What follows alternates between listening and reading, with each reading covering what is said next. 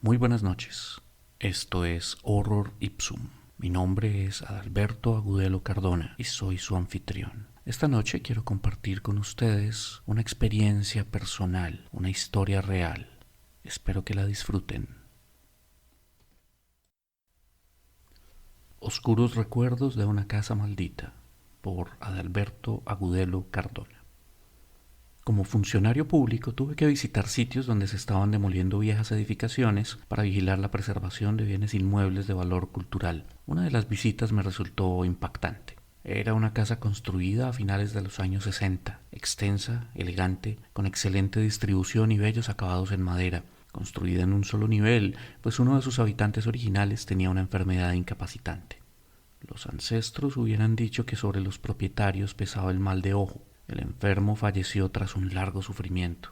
El patriarca, un exmilitar, tenía viejas y oscuras deudas pendientes y fue asesinado ante su propia puerta. La viuda partió hacia otra ciudad y pereció poco después en un truculento accidente de tráfico. Los herederos se enfrascaron en una violenta disputa sobre la herencia que terminó en la muerte de uno a manos del otro, asesinado luego en prisión. Tras varios años de disputas legales, la casa fue vendida a principios de los 80 a una prestante familia que la disfrutó poco tiempo. Tras conocer la historia de la casa y recordar por qué me había impactado su demolición, pasé un sábado completo excavando entre viejos documentos. Aún no encuentro las páginas primera y última de las 6 mecanografiadas, pero las 4 restantes han sido suficientes para refrescar mi memoria y darme cuenta de que aún hoy, 30 años después, el horror de la experiencia sigue vivo en mi interior.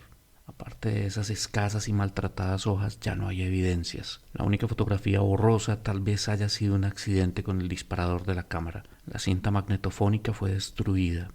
La casa fue demolida y el lote está ocupado por un moderno edificio de apartamentos a un par de cuadras de mi actual residencia. Comenzaba 1989. Había alcanzado el grado de bachiller el año anterior y me encontraba sin saber qué sería de mi vida. Había dejado pasar las fechas de inscripción en las universidades y estaba en unas largas vacaciones de 6 meses. A los 17 años eso es maravilloso. Y para pasar el tiempo me vinculé a un periódico estudiantil para el que creé una sección de fenómenos paranormales. Por eso resulté en contacto con la familia que en ese entonces poseía la casa, aunque no la habitaban.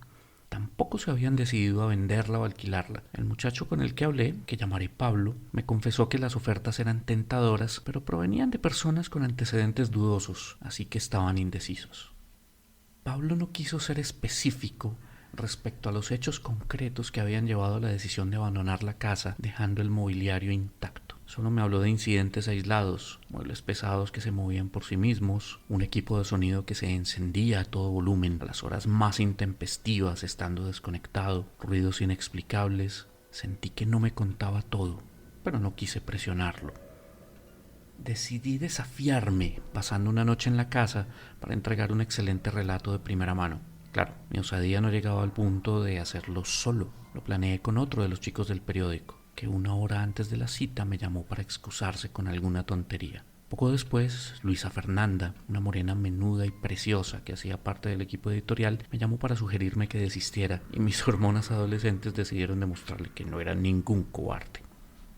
Pablo me miró como a punto de salir corriendo cuando le confirmé que iba a estar solo, pero no intentó disuadirme. Tras mostrarme toda la casa, me condujo a la que solía ser su propia habitación, al fondo del corredor principal y con una gran ventana que daba al patio de casi media hectárea, cuyas plantas ya estaban en estado salvaje por falta de mantenimiento y que lindaba con el bosque.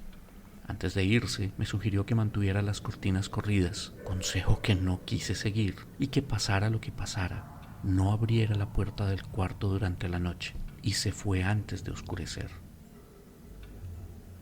Yo iba armado con mi fiel cámara 110, que no sirvió de nada, una grabadora de periodista, un cuaderno y un par de lapiceros, y por supuesto un buen libro. Cuando llegaron las 8 de la noche sin novedad, empecé a decepcionarme un poco. Esperaba una vistosa exhibición de efectos especiales al estilo de la película Poltergeist, pero la realidad no es tan espectacular. La actividad paranormal no suele consistir en cosas que uno puede ver. Los fenómenos son percibidos a través de los menos usados de nuestros sentidos. Eso es lo peor. A las 9 noté que la puerta corrediza del armario empotrado estaba abierta. La cerré con esfuerzo y el ruido del mecanismo sin aceitar por años fue estruendoso. Una hora más tarde, levanté por casualidad la vista del libro y estaba de nuevo abierta. Nunca escuché que se abriera. A manera de prueba, la cerré y la volví a abrir. Por más que me esforcé en hacerlo en silencio, el movimiento de la hoja de madera era horrísono. De nuevo la dejé cerrada y giré la pequeña llave que puse junto a mí en el escritorio, junto a las del resto de la casa. 15 minutos más tarde estaba de nuevo abierta. La diminuta llave seguía en su sitio del escritorio. Ya estremecido, tomé la decisión de dejar la puerta tal cual el duende, fantasma o lo que fuera la quisiera dejar.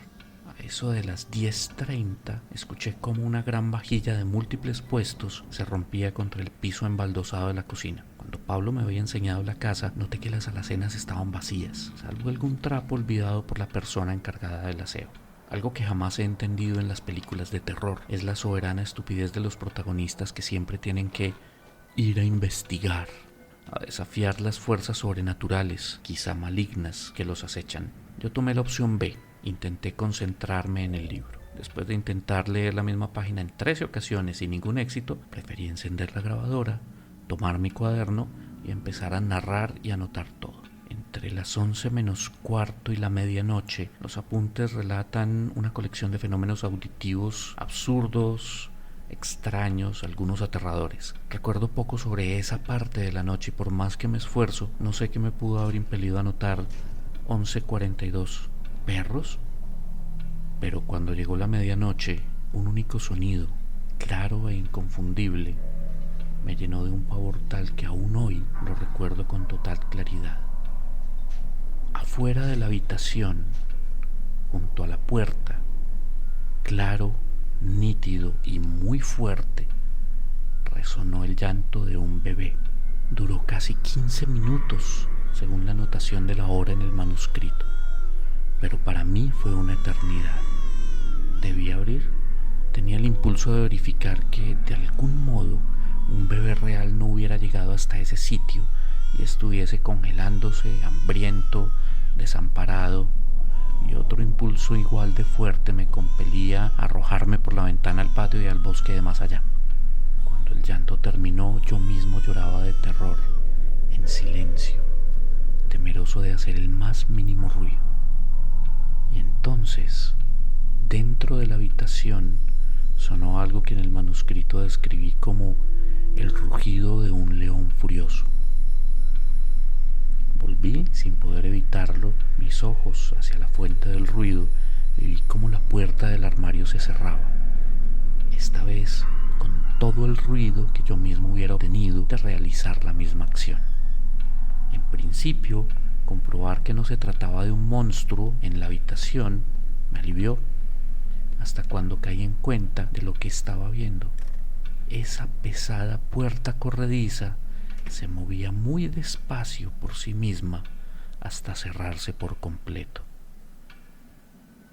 Y entonces el llanto del bebé empezó de nuevo, esta vez dentro del armario.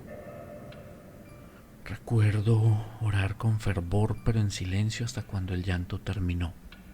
Recuerdo haberme incrustado contra el espaldar del asiento cuando unas garras empezaron a arañar la puerta de la habitación. Recuerdo haber estado a punto de gritar cuando, ya con los nervios al extremo de la resistencia, decidí largarme y tras atravesar a la carrera pasillos de luces parpadeantes y cruzar frente a habitaciones llenas de sombras en movimiento, la puerta principal no abría, ninguna de las llaves funcionaba.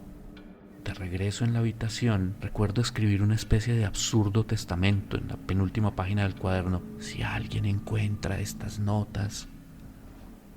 Estaba tan aterrorizado como nunca he vuelto a estar en mi vida. Y aparte de ese estremecedor llanto infantil, doy poca credibilidad a mis recuerdos de esa noche, que incluyen una multitud caminando, hablando, riendo, como si hubiera una fiesta, y pasos encima de la habitación. Y la silueta de un perro enorme, negro, cuyos ojos furiosos, brillando con resplandor rojizo, ígneo, me miraban a través de la ventana. Cuando noté las primeras luces de la mañana, cobré ánimos para intentar de nuevo la fuga. No encontré ningún obstáculo hasta la puerta principal, que se abrió sin dificultades.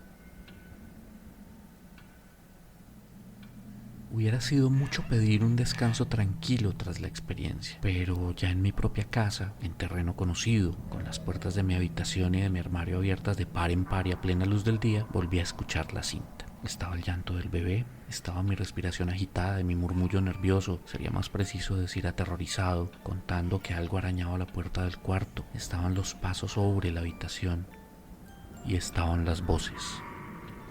No recuerdo haberlas escuchado esa noche, pero estaban en la cinta, tan claras como mi propia voz. La primera parte, unas voces suaves y lejanas, se entendían a la perfección. Vete, vete, vete, vete,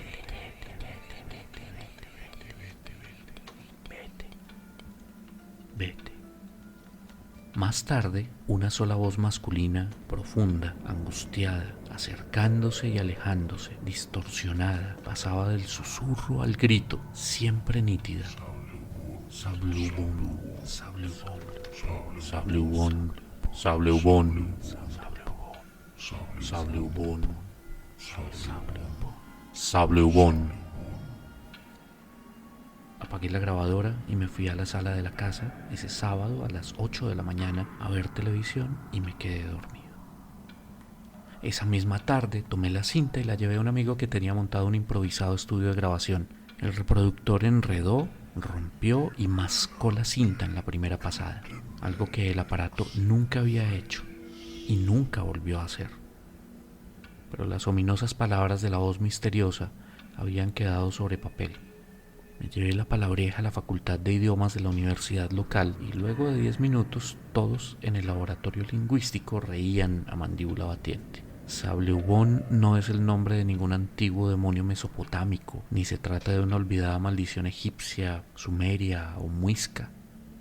No vuelvas, dicho al revés. Muchas gracias por escucharnos. Compartir esta experiencia tan personal ha sido interesante, un poco aterrador, pero al mismo tiempo liberador. Y quiero que nos cuenten sus propias experiencias abajo en los comentarios. Esto fue Horror Ipsum. Felices sueños.